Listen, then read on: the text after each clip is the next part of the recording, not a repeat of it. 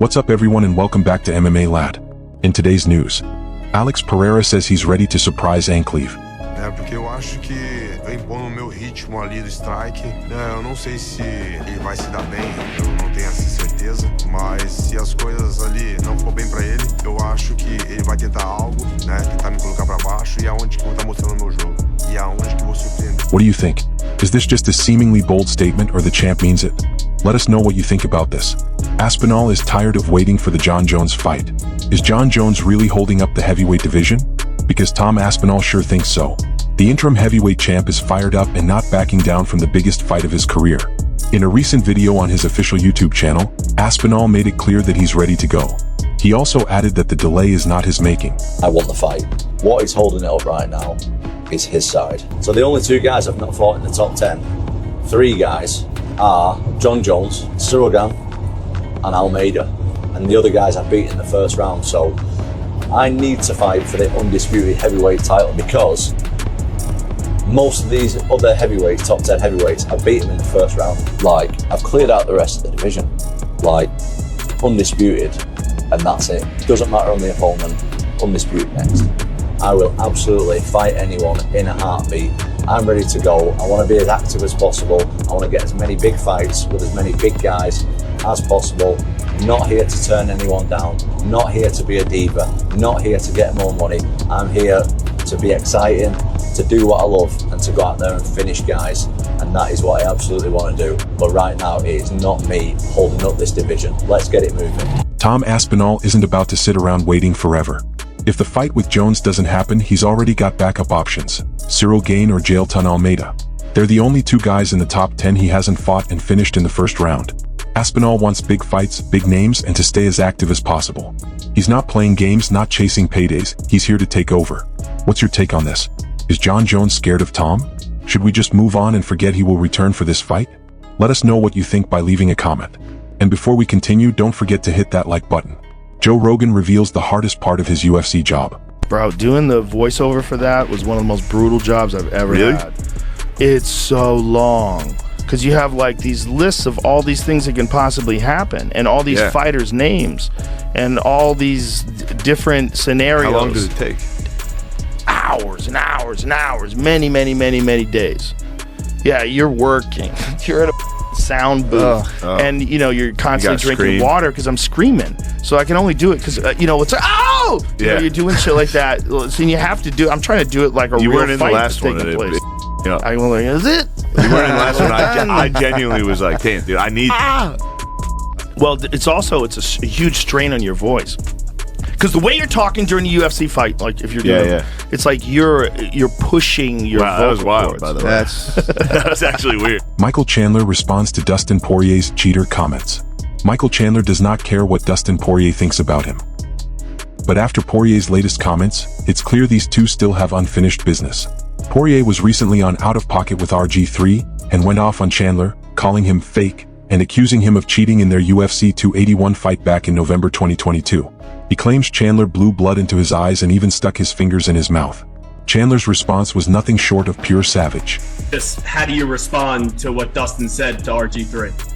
I don't, and you know, I don't lose a wink of sleep thinking about Dustin Poirier and how he thinks about me. Unfortunately, obviously, I live rent-free in his head, and he does lose sleep over me, so I don't think about him. When you ask, what do you think about it? I don't. So, yeah, man, it's no big deal. We'll keep on moving on. Not everybody's gonna like you, and that's just fine by me. When I hear that, I go, could we see those guys fight again? Would you welcome that? I'll tell you what, man. I mean, I would definitely welcome me being Dustin's retirement fight. I mean, he's a legend, and I say that because he's a legend. It's not like I want to get back the loss, or it's not because I have any kind of animosity. I don't want to fight him because of just some green mints that we've had. I just want to fight him because he's a legend, and I would. So we'll see. I'll heal up after April, after I start to Paddy Pimblett, and he's talking about fighting in July, August. I wouldn't mind going to New Orleans at that time of year. Either way, I'm coming to the fight. I'm gonna be there for his retirement fight out of respect, but I wouldn't mind stepping in the octagon with him. So could we see Chandler versus Poirier too? With Poirier talking about a potential July or August fight, Chandler is already interested. If the UFC makes it happen, this could be an all-out war. Antonio McKee offers to train Kevin Holland if he stops smoking. Could Kevin Holland be a UFC champion? Antonio McKee thinks so, but only if he gives up weed. McKee, father of former Bellator champ AJ McKee, offered to train Holland under one condition: no cannabis. Well, here's what he had to say. You think you can take Kevin Holland and turn him into a champion? Because TJ said he couldn't be a champion. I disagree with TJ. Yes, but see, Kevin Holland has to come out of his own world. And if he's smoking cannabis, I don't even want to deal with it because it's not going to work. If you see how athletic he is? Yeah, how fast? Yeah. And he's smoking. What happens when he stops smoking? He's faster. Next level. I'll show him. The way I train people, I have the science. I created something that these companies wanted when I was training Chuck. They wanted to see, how are you doing this?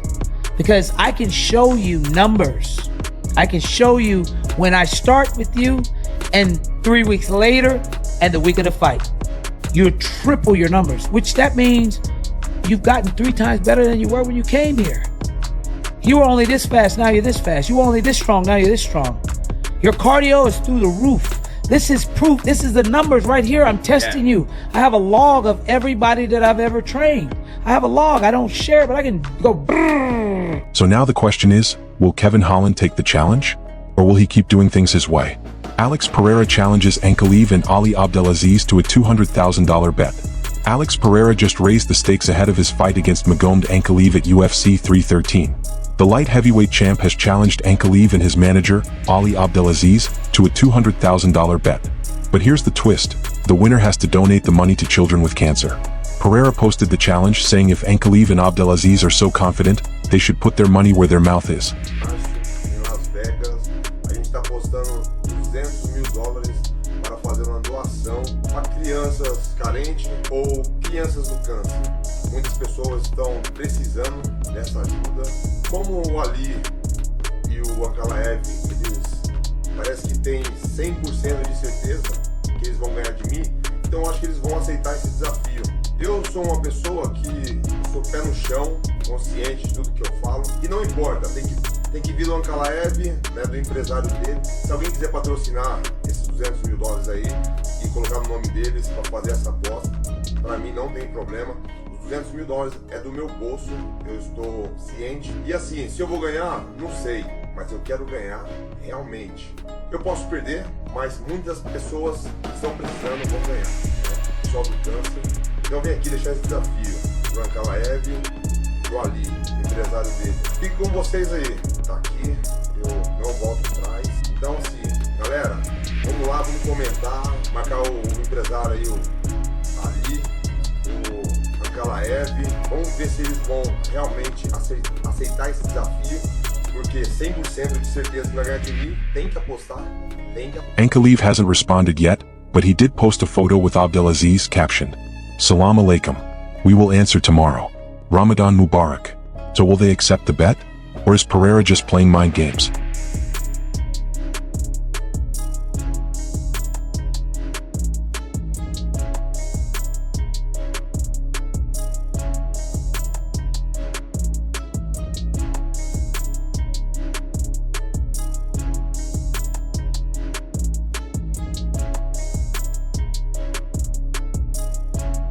UFC releases unseen footage of Gaethje's KO loss to Holloway.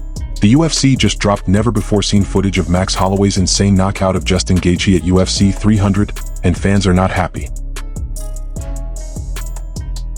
The clip showed Gaethje convulsing on the canvas, completely unconscious. Some fans called it disrespectful to release such a brutal moment. But do you think Gaethje would care less? He took it like a warrior and responded saying, "Great reminder of what's at stake. Live by the sword, die by the sword. It's all I know." No complaints, no excuses, just the mentality of a true fighter. Do you think this was a very disrespectful move by the UFC? Let us know what you think down in the comment section. Who do you think will win? Alex Pereira or Magomed Anklaev? Let us know what you think by leaving a comment down in the comment section. And that wraps up today's MMA news. And if you enjoyed the updates, be sure to smash that like button and subscribe. Thanks for watching, and we'll see you in the next one.